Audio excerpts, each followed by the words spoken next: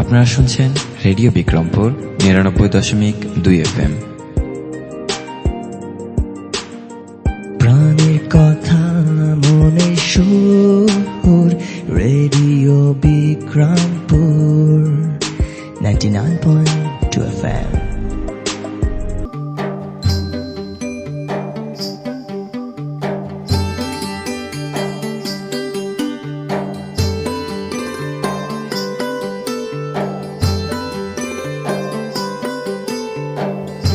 বিশ্বে যা কিছু মহান, সৃষ্টি চিরকল্যাণকর, অর্ধেক তার করিয়াছে নারী, অর্ধেক তার নর। সুপ্রিয় শ্রোতা, সবাইকে প্রীতি ও শুভেচ্ছা জানিয়ে শুরু করছি নারীর ক্ষমতায়ন, মত প্রকাশের স্বাধীনতা ও অধিকার আদায় করণীয় বিষয়ক রেডিও ম্যাগাজিন অনুষ্ঠান অপরাজিতা। আজ শুনবেন অনুষ্ঠানের ৩৪তম পর্ব। আমাদের এবারের বিষয় নারীর উন্নয়নে প্রয়োজন সকল ক্ষেত্রে সমতা।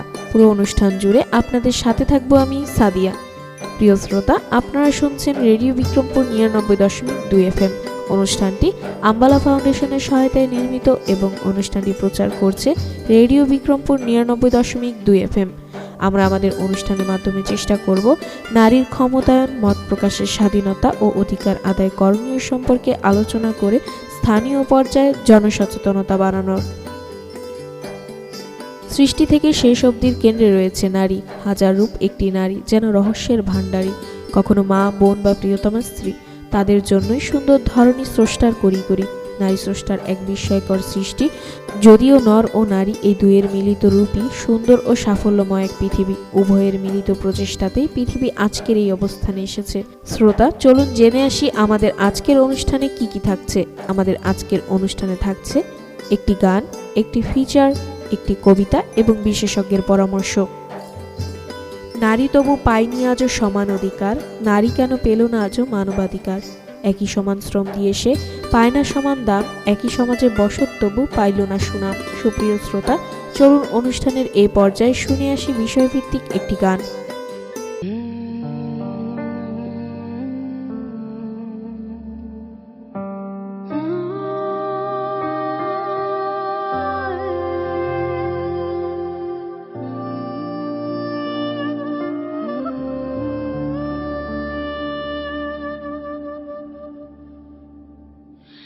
যে ছিল ছোট্ট মেয়ে, স্বপ্ন দু চোখ ভরা, পড়বে খেলবে ছুঁয়ে দেবে ওই আকাশের তারা। হঠাৎ করে তার উপরে নেমে এলো ঝড়, ছোটবেলায় বিয়ে হলো, আপন হলো পর। বকুল নামের সেই মেয়েটি ফুলের নামে নাম, ফুলের মতো মেয়ে তার কেমন পরিণাম। বকুল নামের সেই মেয়েটি ফুলের নামে নাম, ফুলের মতো মেয়ে তার কেমন পরিণাম।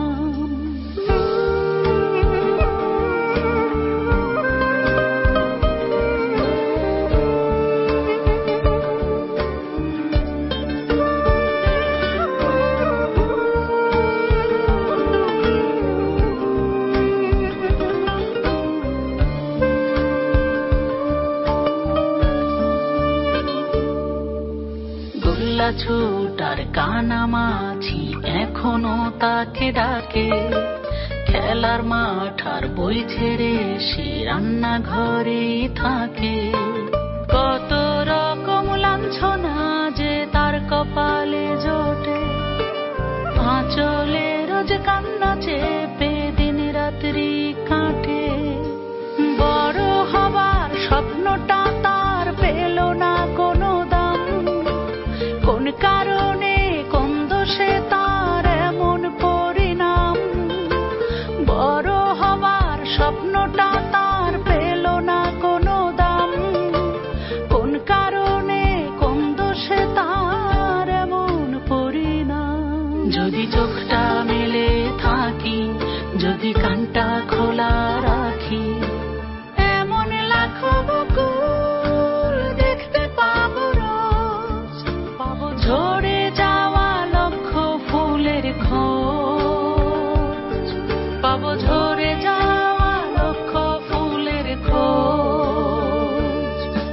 যদি হাতটা বাড়াই পাশে দাঁড়াই একদিন হয়তো বা বকুলের এই স্বপ্নগুলো মেলতে পারবে ডানা।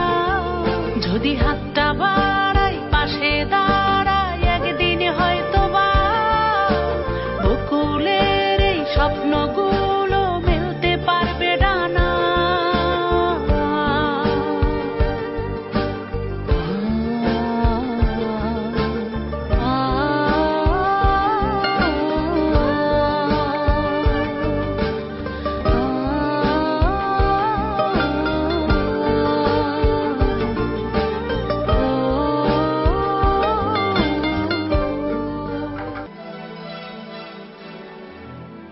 একজন পুরুষকে শিক্ষা দেওয়ার মানে একজন ব্যক্তিকে শিক্ষিত হিসেবে গড়ে তোলা, আর একজন মেয়েকে শিক্ষা দেওয়া মানে গোটা পরিবারকে শিক্ষিত করে তোলা। তাই জাতির কল্যাণ ও অগ্রগতিতে নারী শিক্ষার কোনো বিকল্প নেই। তুমি দারুণ, তুমি আলাদা, তুমি সুন্দর, আর তাই তো তুমি নারী। সুপ্রিয় শ্রোতা, চলুন অনুষ্ঠানের এই পর্যায়ে শুনে আসি একটি ফিচার।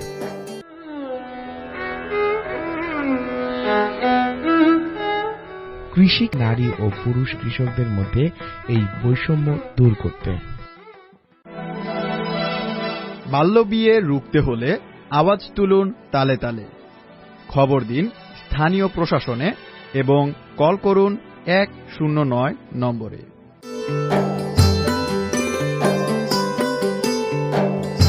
নারী তবু পায়নি আজও সমান অধিকার, নারী কেন পেল না আজও মানবাধিকার। একই সমান শ্রম দিয়ে সে পায় না সমান দাম, একই সমাজে বসত তবু পাইল না সুনাম। সুপ্রিয় শ্রোতা, চলুন অনুষ্ঠানের এই পর্যায়ে শুনে আসি বিষয়ভিত্তিক একটি কবিতা। আমি শিক্ষক, আমি রক্ষক মর্যাদার, আমি নতুনের কেতন উড়ানো বাঁশির সুর, আমি নবপল্লবের উর্বরতা সুমধুর। আমি সৃষ্টি করি, রোধ করি বিনাশ। আমি শিক্ষক, গান করি তারুণ্যের। আমি চারা গাছ রোপণ করি, যেন সৃষ্টির নিবাস। আমি অভিনেতা, চিন্তিত আমি সভ্যতায় সুদূর। আমি মুছে দিই শত গ্লানি, আমি কোমল করে হাসি। সমান করি পথ যেথা বন্ধুর। আমি নতুনের অসীম আকাশ, পুরাতনের নির্যাস। আমি বন্ধুবর সবার। হাতে আমার আলোর মশাল, সত্যের পথচারী আমি, সকলের বিশ্বাস। শুধু উপদেশে নই আমি, বাস্তবতাই নিবিড়। স্নেহে আমি মমতায়। শৃঙ্খলা বোধে আমি পীড়িতদের পাশে দাঁড়াই উঁচু করে শির। আমি কঠোর বজ্র সম, কোমল সত্য চিত্তে। শতদলে বেঁধেছি যে ঘর, ছায়া সুনিবিড়। লক্ষ আলোর মাঝে আমি শিক্ষক, এক আলোময় বীর।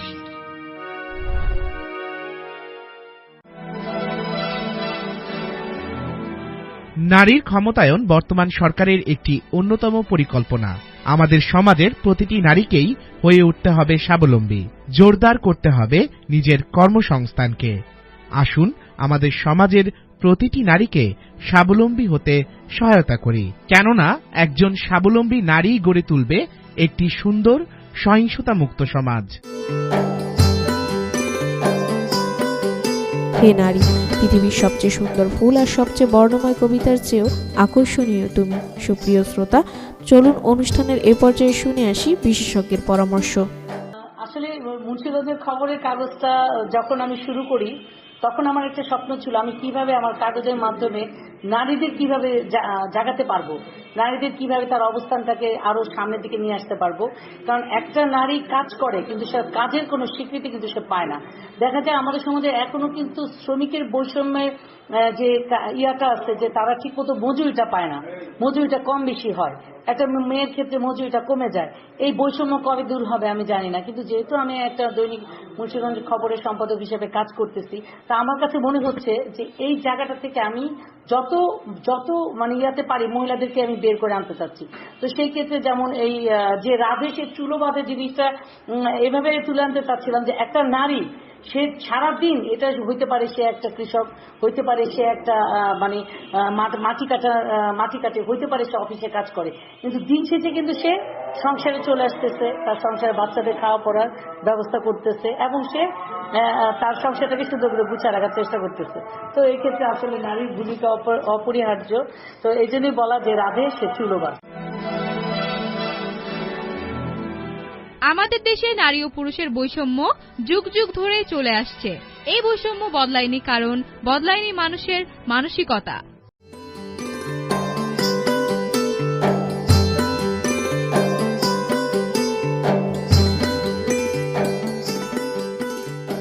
হে নারী, সমাজ গড়ার কারিগর তুমি, তোমারই মুঠোয় বিশ্বসুখ। প্রিয় শ্রোতা, আমরা অনুষ্ঠানের একেবারে শেষ পর্যায়ে চলে এসেছি। এতক্ষণ আপনারা শুনলেন নারীর ক্ষমতায়ন, মত প্রকাশের স্বাধীনতা ও অধিকার আদায় করণীয় বিষয়ক রেডিও ম্যাগাজিন অনুষ্ঠান অপরাজিতা।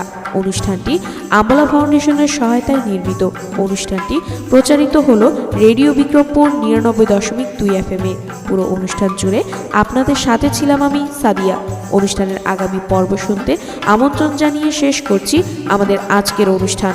সবাই স্বাস্থ্যবিধি মেনে চলুন, সুস্থ থাকুন, নিরাপদে থাকুন, আর সব সময় কান পাতুন রেডিও বিক্রমপুর 99.2 FM এ। এবার বিদায়ের পালা। তার আগে জানিয়ে দেব আজ আমরা অপরাজিতার এই আয়োজনে সাথে ছিলাম। উপস্থাপনায় আমি সাদিয়া, প্রকৌশল সহযোগিতায় ছিলেন মামুনুর রশিদ। অনুষ্ঠানটি নির্দেশনা ও পরিকল্পনায় ছিলেন মোহাম্মদ আওলাদ হোসেন খান শিবলি। অনুষ্ঠানটি প্রচার করছে রেডিও বিক্রমপুর 99.2 FM।